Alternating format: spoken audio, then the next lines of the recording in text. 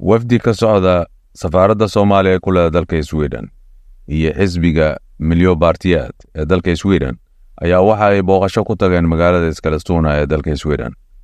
Xisbiga oo ay hogaaminayaan xildhibaan Mansour Jama iyo xogayaha koowaad ee safaaradda Soomaaliya ee ku leh dalka Sweden Maxamed Xidig ayaa waxa magaalada Eskilstuna ku soo dhaweeyay xildhibaan Maxamed Cabdiqani oo ah xildhibaan laga soo doortay degmadaas isla markaana u matalaya xisbiga Milyo Partiyaad. Wafdiga ayaa intii ay ku sugnaayeen magaalada Eskilstuna waxa ay booqdeen xarunta looga arrimiyo degmada Eskilstuna ee uu fariisto baarlamaanka degmada, halkaasi oo lagu gaaro go'aano waxtar u leh dadka ku dhaqan degmada Eskilstuna.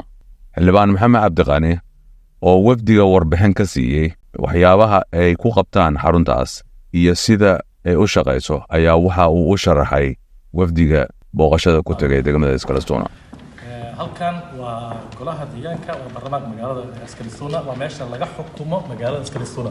soo aday noqon lahayd noloshooda qaabka ay noqonayso, sida loo dagaayo, qaab wax loo baranayo, qaab macnaha meelaha dadka weyn la dejinayo, siyaasad kasta oo ku saabsan magaalada meesha go'aanka lagu gaaro waa halkan.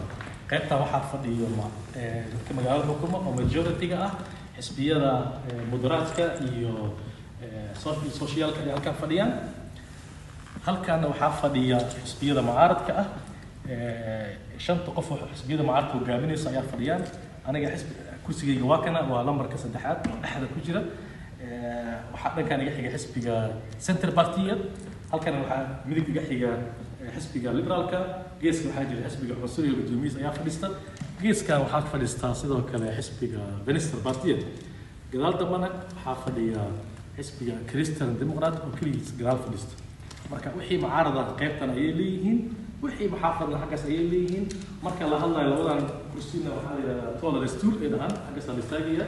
laanta gudoomiyaha oo meesha halkan ay fadhisanaysaa, kombiyuutarada hadhow halkan u yaallo, waxaa usoo baxayo halkan waxaa ku dejinayaa muxuu ahaayey baalkan qof kasta lambarkiisa wixiisa halkan kasoo wada baxaya. waxaana loo qaybinayaa iPad.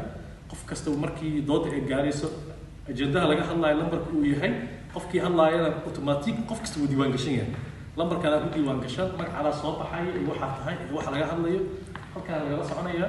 TV-ya meesha hadhow ku wada dhegan oo toos macnaha lagu wada daawanaya.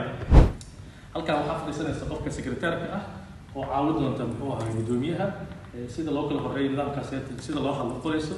halkaan waxaa fadhiyo gudoomiye ku-xigeenka oo markasta ka imaanaya xisbiga la shaqeynaya majority-ga xisbiga